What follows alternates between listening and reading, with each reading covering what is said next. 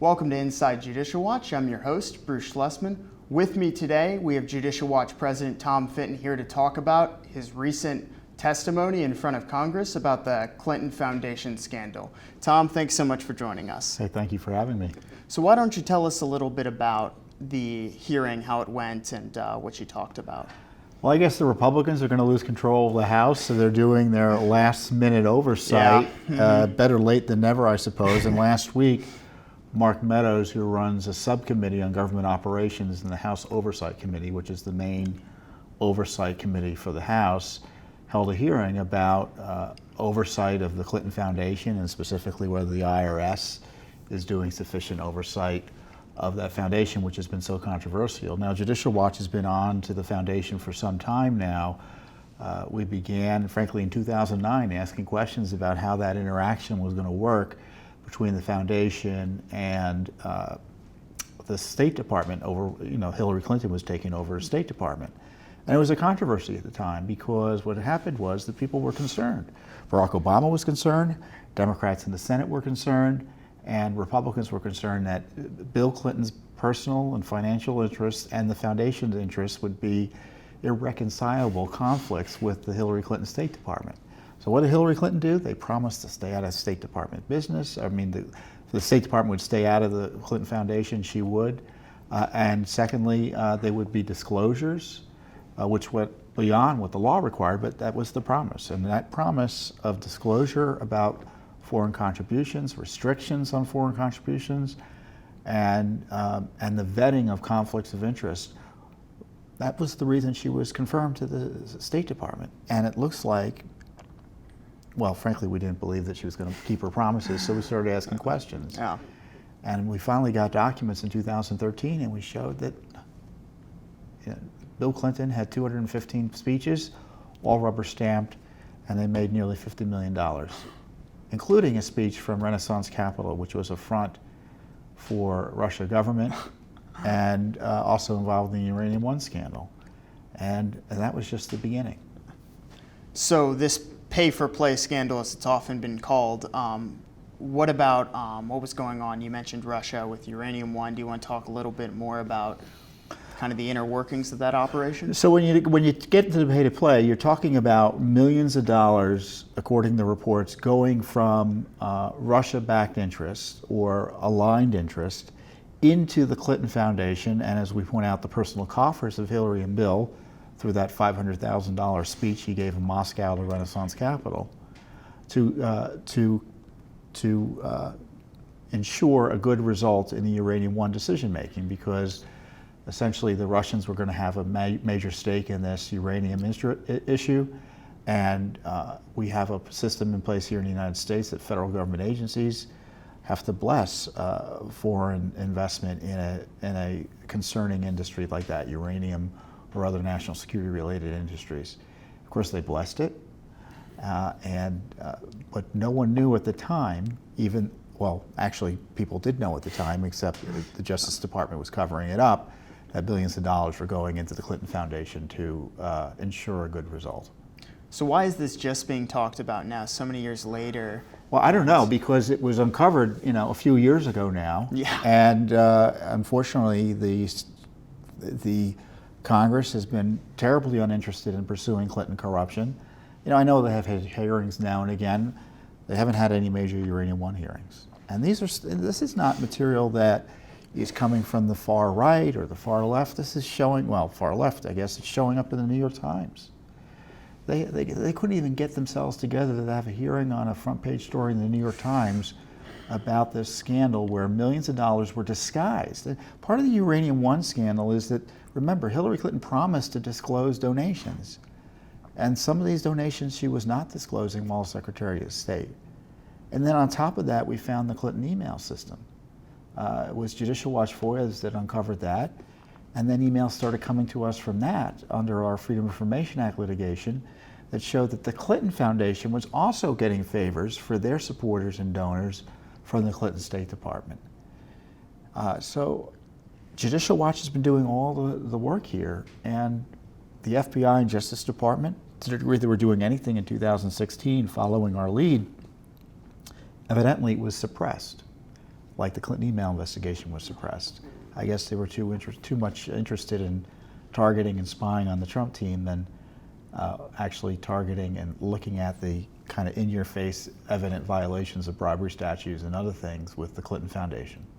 You mentioned suppression, so people were actively suppressing these investigations, preventing them from seeing the light of day, and we only just now are getting an investigation into this. So do you think there's any accountability that's going to come because of this hearing, or maybe future hearings? Do you see that in the future? Well, the Democratic House isn't going to hold hearings on the Clinton Foundation. They might have hearings on the Trump Foundation. In fact, the Democrats on the committee, when I was testifying, wanted to spend a lot of time talking about the Trump Foundation, which is a small family foundation that has been controversial because it's tied to President Trump. The Clinton Foundation had well over $2.5 billion in monies flow through it, many from foreign governments, as I pointed out, while Hillary Clinton was Secretary of State. And we've talked about the controversies there at Uranium One and the favor bank that was going on with the Clinton Foundation and the Clinton State Department. It was hard to tell where the Clinton Foundation began and the Clinton State Department ended, or vice versa. It was a seamless web. They were working hand in glove. But in terms of the investigations, the FBI started looking at it. They were not able to issue subpoenas thanks to the intervention by the Obama Justice Department. And in fact, the Office of Inspector General recounted a fight that the Deputy FBI Director, Andrew McCabe, had with the Justice Department, because even he wanted the FBI to continue their investigation. The Justice Department was telling him no. So the question is, why isn't this Justice Department doing anything? You know who wasn't there? This attorney, this U.S. attorney out in Utah that has been mentioned as sort of secret special counsel, Mr. Huber. He wasn't there. Justice Department wasn't there to talk about what they've been doing either on Uranium One or the Clinton Foundation. And it was Judicial Watch. There were these two other individuals who've done their own investigations into the way the Clinton Foundation was set up and financed and how it operated. They have some whistleblowers internally that they've talked to.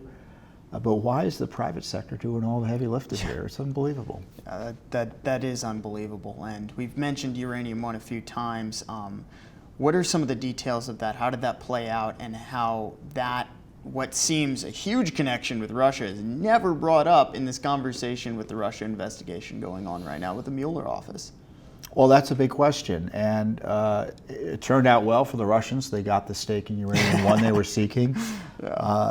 There were some crimes associated with that activity, but it looks like the Justice Department and the FBI went out of its way to protect top political people like Hillary Clinton from being implicated in those crimes. And when you compare and contrast what goes on in Trump world, where every time, when Trump's doorman is indicted, you would think that President Trump himself is involved in it. The prosecutors go out of their way to implicate Trump in almost everything that's filed in an improper way. And with the Uranium One, to the degree there were any criminal investigations, Hillary Clinton and other people were protected, and the public was not alerted to this massive effort by the Russians to sway the Obama administration, and particularly Hillary Clinton, to get this good result, which is a 20% stake in this essential industry, our uranium production and manufacturing and mining industry. And in your opening testimony with the pay-for-play thing, you've mentioned some other foreign efforts to influence the Clinton State Department through donations. Would you mind talking about some of the other foreign influences besides Russia? Well, it looked like they were donors. They were the Clintons, for instance, President Clinton was getting a boatload of money both directly and through the foundation from the Saudis. We talked about the Russians, Middle Eastern interests, the Chinese, you name it. It was an open house at the Clinton Foundation to foreign entities, foreign-controlled businesses, and foreign governments directly. And what were they expecting for all this money they were giving it to the Clinton Foundation? In fact, I think it was the Crown Prince of Brunei, was it Brunei? Oman? Oh, well, it was a crown prince. A crown prince of a Middle Eastern country. Right. Forgive me for getting the country's name. But anyway, he was a donor and a partner to the foundation, and he couldn't get a meeting directly through the State Department, so he had this head of state go through the Clinton Foundation to try to get a meeting with Hillary Clinton.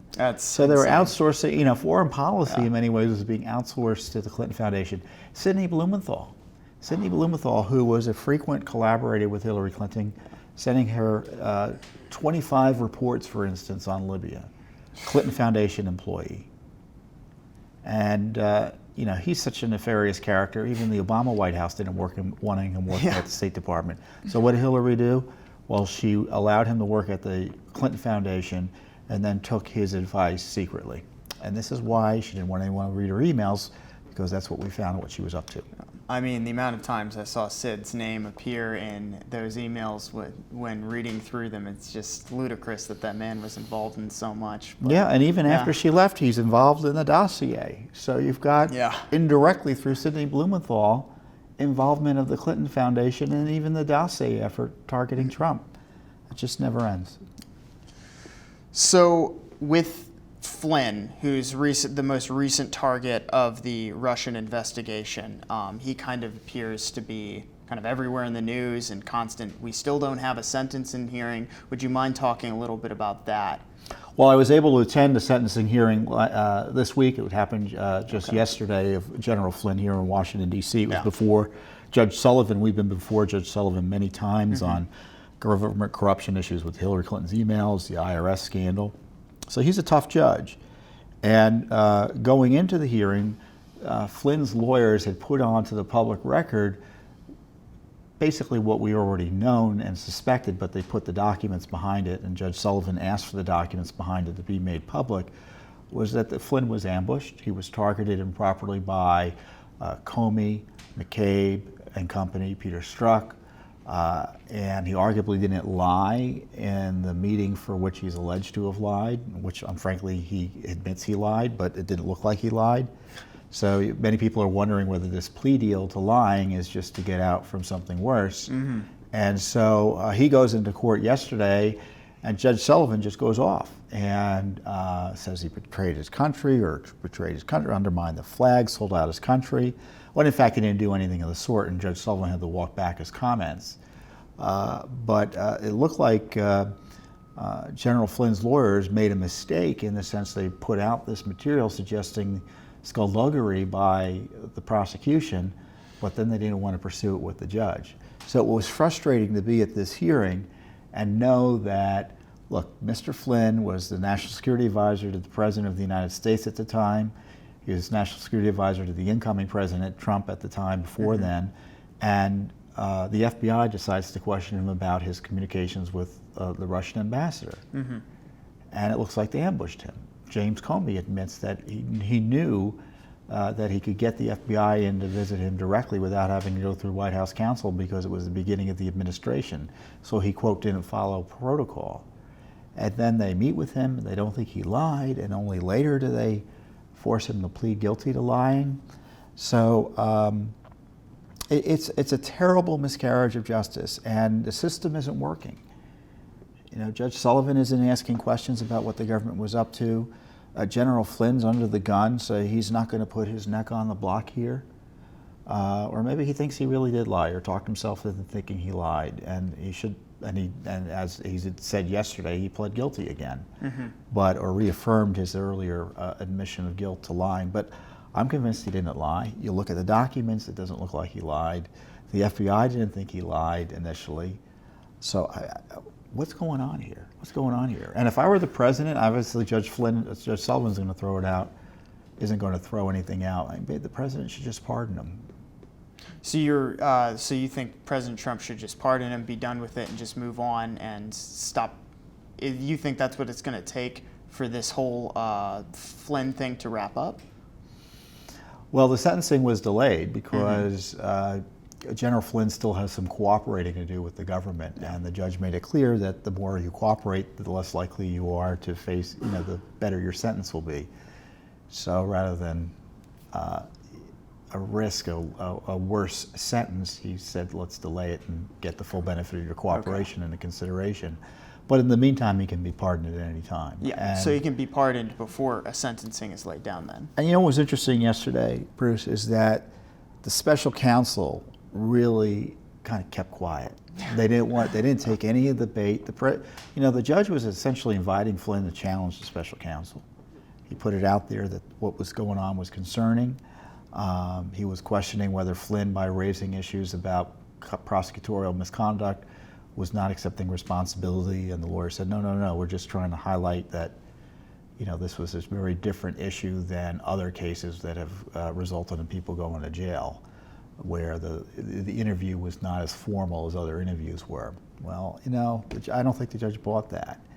But interestingly, the special counsel didn't bite either. So they're keeping their heads down because I think they know they have some exposure here, and the more they talk about it, the worse off they'll be. So how does this treatment, because it sounds like Flynn just kind of got screwed here in terms of just how this whole thing went down, how does that treatment compare to the Clinton Foundation and Clinton just skating free and the Clinton email investigation, how that was handled? Because the FBI and Comey's FBI handled both investigations here. Well, yeah, in the case of Flynn, they thought of sly ways to question him without putting him on the alert that they were interested in going after him. With the Clintons, obviously, it was very different. They granted immunity. People lied. They were never prosecuted in the Clinton process. Documents were destroyed. And that's why people are upset. No one thinks that anyone who commits a crime should get away with it. Absolutely. But we want the laws not arbitrarily enforced. We want them enforced in a neutral way.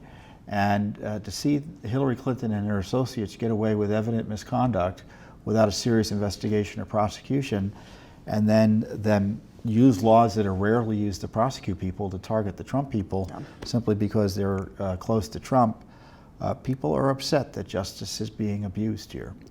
And now what Judicial Watch is doing is we're asking questions about all of this. Yeah. We have lawsuits about what happened with Flynn. We have lawsuits about FISA warrants. We have lawsuits about what Comey was up to and Peter Strzok and others were up to. And we're fighting for the text messages of all these people, for instance. I know that's been in the news recently. So we're pushing hard to get the full truth here. It kind of seems like sometimes Judicial Watch is the only people asking the right questions, at least in terms of past investigations that everyone else just kind of gave up on. That's true. We're often the only game in town here, and now that the House is going to change power, the control is going to go to the Democrats. They're not going to be terribly interested in pursuing these issues. And so it's going to be even more essential for Judicial Watch to continue its independent work.